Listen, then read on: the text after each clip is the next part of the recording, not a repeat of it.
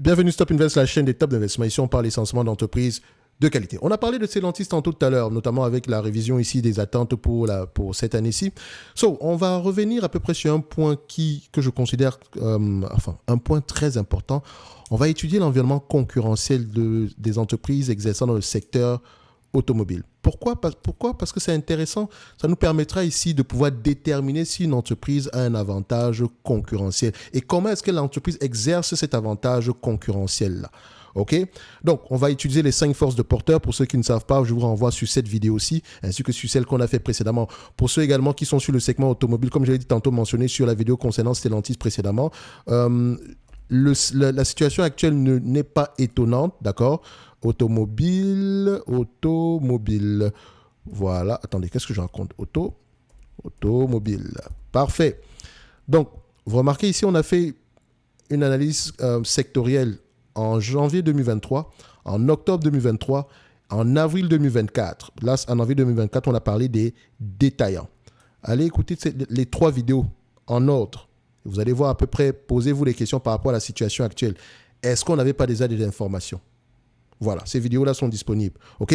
Maintenant, revenons donc à l'environnement concurrentiel de cette compagnie, donc de l'industrie automobile de manière générale. OK? Donc, on y va. Alors, premièrement, on va commencer par la menace des nouveaux entrants. Concernant la menace de nouveaux entrants, on va se dire ceci. Donc, la menace de nouveaux entrants des entreprises dans l'industrie automobile est généralement considérée comme faible pour plusieurs raisons. Premièrement, vous avez des investissements initiaux élevés. Donc, le coût d'établissement d'une usine de production automobile est extrêmement élevé, souvent de l'ordre de plusieurs milliards d'euros. Par exemple, Tesla a investi environ 5 milliards de dollars dans sa Gigafactory au Nevada. Donc, dollars, euros, c'est comme vous voulez. OK? Ça fera à peu près un peu moins aux alentours ici. Voilà, un peu moins de 5 milliards par là, mais on sera entre 4 et 5 milliards en euros. Ensuite, pourquoi est-ce que la menace de nouveaux entrants est fait? Parce que vous avez également les économies d'échelle, il faut prendre ça en considération. Les constructeurs automobiles ici établis bénéficient d'économies d'échelle significatives, rendant difficile pour les nouveaux entrants d'être compétitifs en termes de coûts. Donc, plus ils sont gros, mieux c'est pour eux parce qu'ils arrivent ici à gérer les coûts de manière efficace. OK? Donc, si vous avez une usine de 5 milliards et que vous vendez 10 voitures, ce n'est pas intéressant.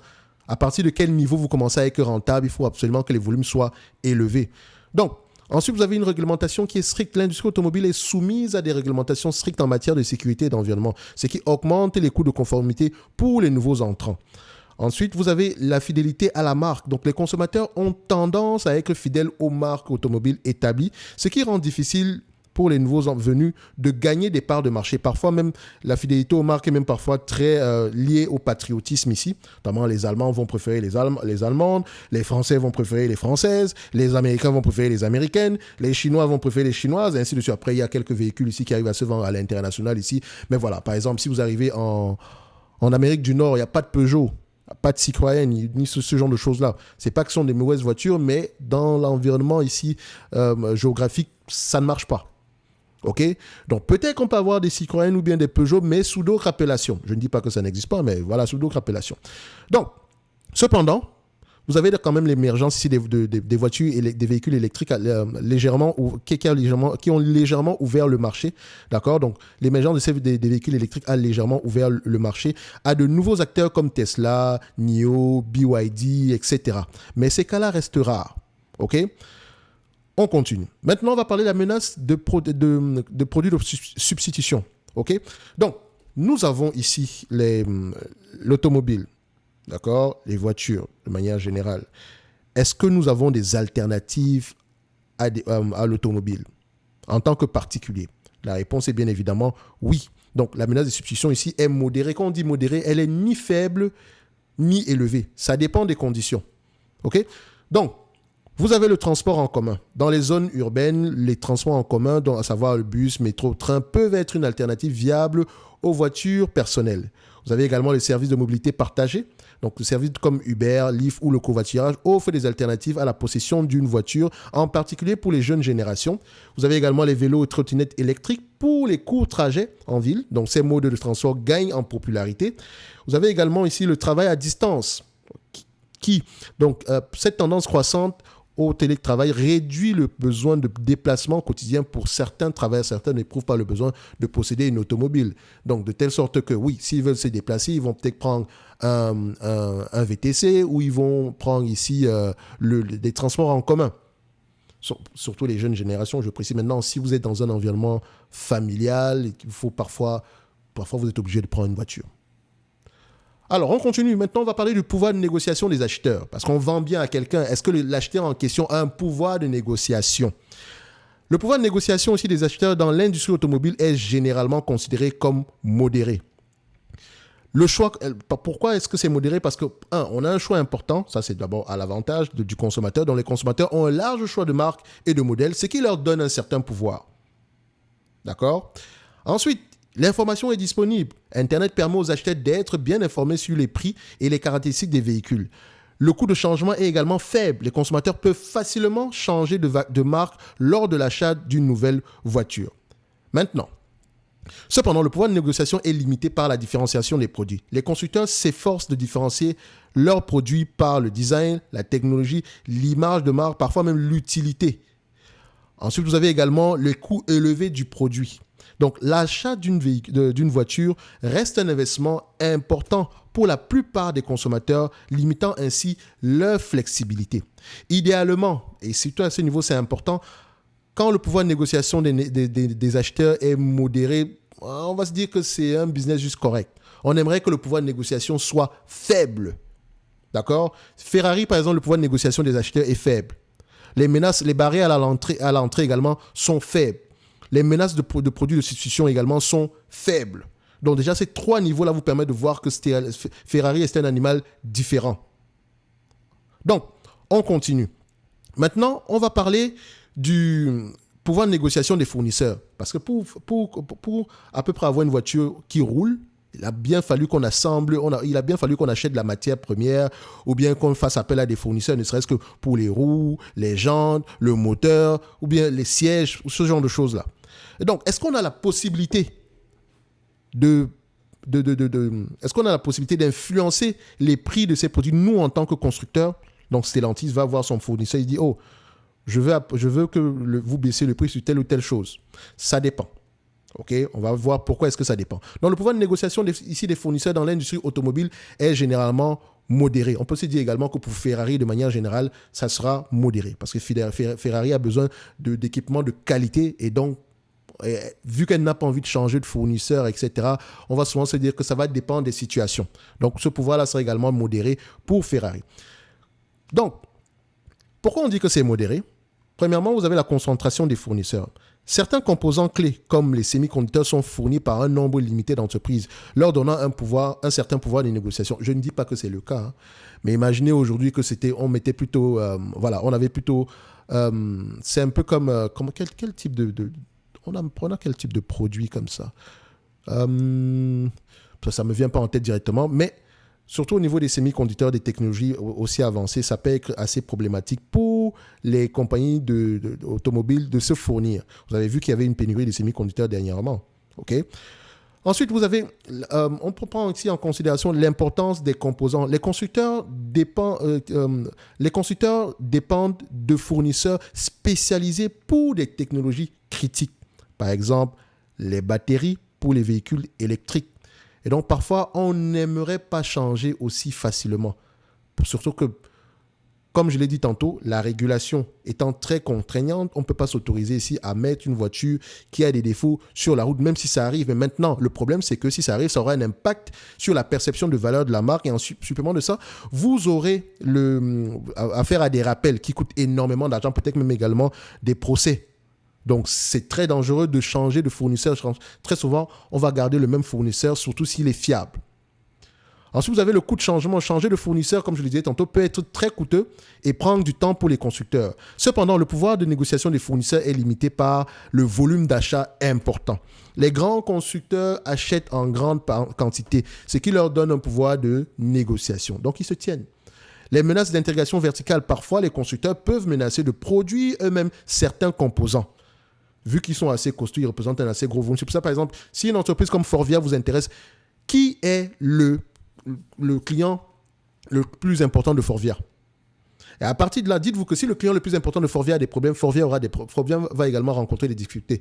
Si le client le plus important de Forvia a des difficultés avec Rentable, Forvia également rencontrera des difficultés. C'est-à-dire, et on peut également s'attendre à ce que le client de Forvia puisse demander des prix plus bas. Forvia n'aura pas le choix que de s'adapter à la nouvelle situation ici, notamment parce que en termes de volume, ça représente beaucoup. D'accord? On continue. Maintenant, on va parler du degré de rivalité entre les concurrents. Et là également, ça va être, par exemple, pour Ferrari, pour le pouvoir de négociation des fournisseurs, ça sera modéré. Mais pour le degré de rivalité entre les concurrents, ça sera également modéré, alors que pour les compagnies automobiles lambda, c'est élevé. Et quand c'est élevé, ça veut dire que la concurrence est sur quoi? Oui, les prix. Donc rien de surprenant. Maintenant, quand tu as ce genre de document, tu sais à peu près comment est-ce que tu vas te comporter quand tu regardes une compagnie dans le secteur de l'automobile. En tout cas, je sais à peu près que c'est un business juste correct, ok. Maintenant, il y a certains constructeurs qui arrivent qui sont un tout petit peu au-dessus du lot, notamment Ferrari, même si Ferrari, on peut le situer dans un autre secteur d'activité, mais ça reste ici un vendeur d'automobile, mais pas un vendeur d'automobile classique. Donc, on continue. Alors, pourquoi est-ce que c'est élevé? Premièrement, le marché est mature. Dans de nombreux pays développés, le marché automobile est mature avec une croissance limitée. Sauf par exemple, quand on a une nouvelle thématique comme les voitures électriques, la croissance peut être là, mais voilà, globalement, le marché automobile est mature. Ensuite, vous avez les capacités excédentaires. L'industrie souffre souvent de surcapacité, intensifiant la concurrence sur les prix. Je répète, l'industrie souffre souvent de surcapacité, intensifiant la concurrence sur les prix. Ces analyses concurrentielles, vous pouvez les avoir gratuitement dans la Top Newsletter, en description de la vidéo. C'est généralement un complément ici de l'analyse sectorielle qui est uniquement disponible dans le service Top Premium Plus. Comme je l'ai dit tantôt, je vous ai proposé ici d'aller regarder les anciennes analyses sectorielles qu'on a effectuées sur le segment automobile. On a même parlé des détaillants automobiles parce quand on vend des voitures, on les vend à qui? Stellantis ne vend pas directement aux clients. Stellantis vend les voitures au concessionnaire. Et le concessionnaire vend au client final. Et donc, si on a des problèmes avec des concessionnaires, ça va être assez problématique à long terme. Ça va causer des soucis à long terme. Ça va représenter un obstacle à long terme. Et il me semble que Stellantis, pour retourner, je pense que j'avais vu un article au mois de mai, Stellantis, les détaillants américains n'étaient pas très contents de Stellantis. Surtout parce qu'ils se plaignaient qu'il y avait trop d'inventaire et que Stellantis ne faisait qu'en envoyer. Bref, il y avait un problème à ce niveau-là. Là, ils ont reconnu le problème dernièrement. Donc, on continue. Alors, pour terminer, nous avons ensuite les coûts fixes élevés. Les constructeurs ont des coûts fixes élevés, les poussant à maximiser leurs ventes pour atteindre le seuil de rentabilité. Donc, quand Stellantis vous dit ici qu'on va privilégier les prix ici, on va protéger le pricing ici, voilà, même si on perd en termes de part de marché, c'est du bullshit. D'accord? Les coûts fixes sont élevés. Je dis bien sont élevés de telle manière qu'à certaines périodes, on préfère littéralement ne pas gagner d'argent sur un véhicule. Tout simplement parce qu'on veut continuer à faire tourner les usines. On n'arrête pas une usine comme ça en tournant juste le on et off. Hein. Non, ça ne marche pas comme ça. Ça coûte de l'argent pour redémarrer une usine. Ça coûte de l'argent. Donc, faites attention. Et donc, si vous ne connaissez pas ce secteur-là, vous allez avoir tendance à dire « Ah oui, donc on aura le pricing power, etc. » Non, non, non, non, non. Vous ne pouvez pas vous prendre pour Ferrari. Lui, il a un pricing power. Mais vous vendez quoi? Des rames? Ok, des camions, ça se vend très bien, c'est vrai, mais vous avez le F-150, vous avez le F-200, vous avez des concurrents comme General Motors qui offrent également la même chose. Comme Ford également qui offre la même chose. Et donc, si Ford, pour un véhicule équivalent, vend à un prix moins élevé que le vôtre, excusez-moi, le client américain va aller chez le concurrent. Si c'est Ferrari, c'est différent. Parce que Ferrari n'a pas de problème en termes de demande. Ça, c'est différent. Or, la demande ici est faible. L'offre est élevée. Et donc, on va baisser les prix. C'est normal. C'est normal. Parce que entreposer également les véhicules, ça coûte de l'argent. Ensuite, vous avez la mondialisation, la concurrence mondiale avec des acteurs de différents pays se disputant les parts de marché. Donc, vous avez vu ici qu'avec l'arrivée ici des Chinois sur le marché ou bien les nouvelles entités ici qui vendent des voitures, qui fabriquent des véhicules électriques, on va se dire qu'on aura de plus en plus, les parts de marché sont de plus en plus importantes à tenir en date d'aujourd'hui. Et c'est un marché mondial. Donc les acteurs de différents pays viennent se discuter des parts de marché. En Europe, on a peur que les Chinois arrivent, mais ils vont arriver de toutes les façons. En Amérique également, c'est la même chose. Pourquoi est-ce qu'on aurait peur alors qu'on nous également on vend chez eux?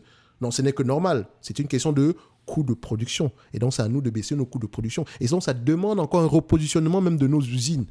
Bon, ça, c'est également un autre casse-tête. Donc, c'est un business de nature qui n'est pas extraordinaire. On ne peut pas les mettre dans des entreprises de qualité. Jamais. Ce genre d'entreprise, on les achète à un prix qui se rapproche des actifs tangibles nets par action parce que les actifs tangibles nets ont tendance à... Ils ont des actifs assez fixes. En tout cas, on les achète à un prix suffisamment bas. C'est la raison pour laquelle vous n'allez jamais voir une compagnie automobile s'échanger pendant très longtemps, sauf exception. Comme je dis, Ferrari est un autre animal. Se négocier avec des multiples valorisations supérieures à 15 pendant très longtemps. Tôt ou tard, on reviendra à la normalisation.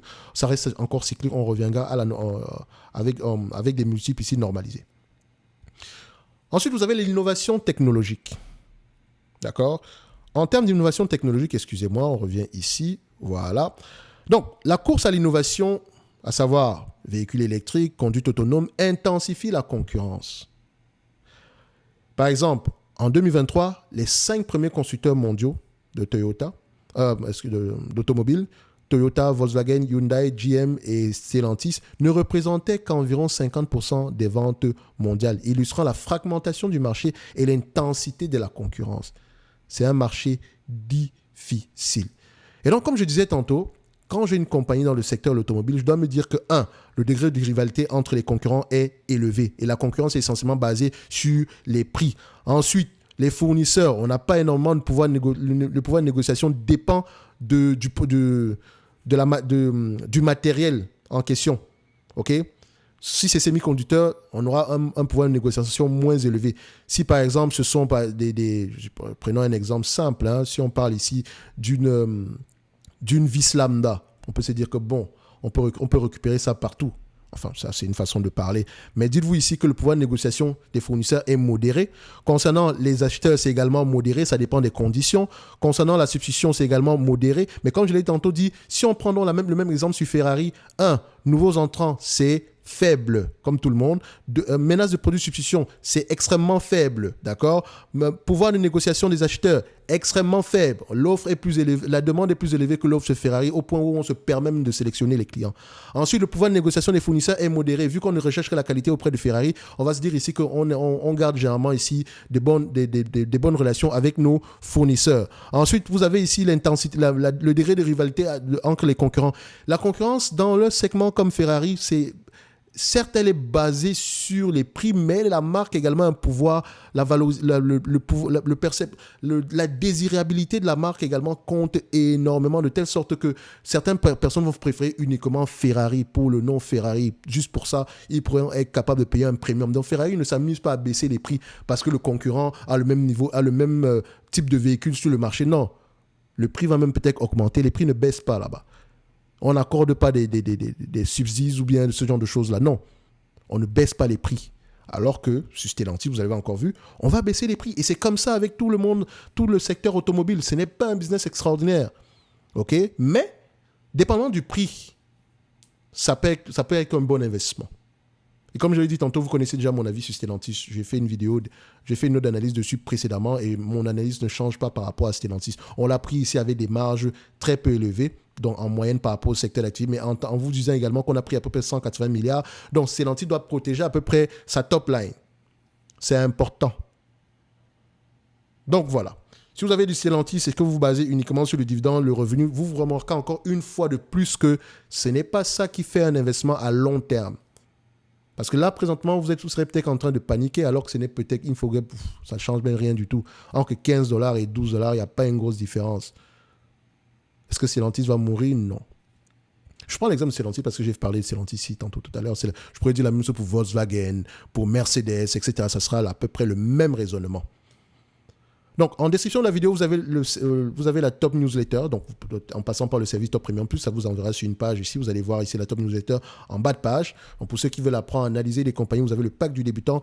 Et pour ceux qui ont besoin d'un accompagnement pour apprendre à faire de l'analyse fondamentale véritable, vous avez le service Top Premium Plus, qui inclut les notes d'analyse, l'analyse sectorielle. Vous avez également ici la possibilité de poser des questions d'analyse quantitative. Donc, vous pouvez me demander d'analyser quantitativement une entité. De toute façon, si vous avez des questions, vous pouvez réserver un appel. Et il y a un message qui prend jusqu'au 30 du mois de décembre. Vous allez le voir ici, parce que demain, il y aura des changements. Bref, on va se laisser là.